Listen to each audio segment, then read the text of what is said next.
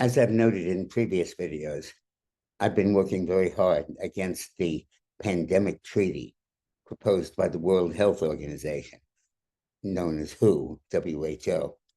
The treaty seeks to vest the UN agency with total control over the healthcare systems of every country in the world.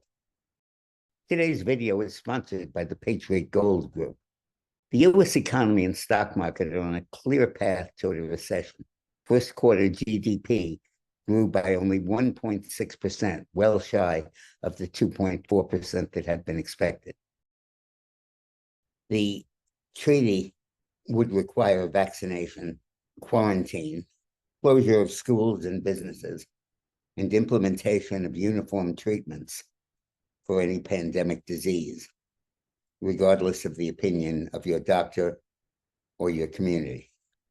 It's effectively a power grab by the medical establishment and the globalist community to try to use the excuse of the fear of the pandemic to sweep aside sovereignty of other countries and to make them toe the lines set up by globalists who run the WHO.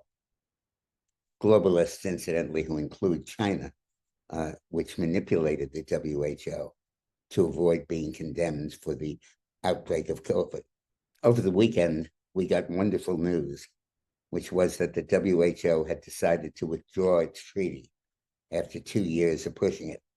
That was on the verge of ratification by the 190 nations of the world. I think that the decision of the WHO to abandon the treaty is due in part to the opposition that Great Britain had articulated, and that many anti-globalist groups in the United States had echoed. In addition, 22 senators, mainly Republicans, announced that they would vote against the treaty, although it's doubtful that it ever would have come to a vote.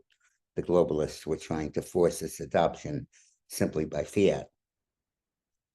But perhaps our victory celebrations over the weekend were short-lived and maybe misguided, because a movement is now arising within the WHO to amend the IHR, International Health Regulations, that have been adopted by the WHO for the last 30 years to give the organization the same power the treaty would have given them.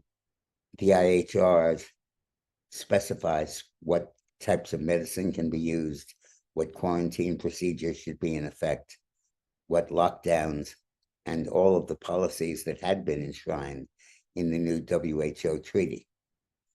But in a bait and switch move, the WHO bureaucrats are now attempting to disguise the fundamental changes they were pushing in their globalist approach as minor technical modifications in a series of complex regulations that govern how countries treat quarantines. This is a ruse they are seeking to accomplish through IHR's, International Health Regulations, what they failed to accomplish through a pandemic treaty. This is a standard tactic of the globalists. And when countries wake up to what they're trying to pull off, they often change their strategy and adopt a seemingly innocuous effort in place of the obviously venal one. I'll keep you posted on this, but it's essential that we continue our vigilance so as not to let the fear of pandemics overcome the fear of dictatorship and consign us to a medical bureaucracy and dictatorship run by the global elites.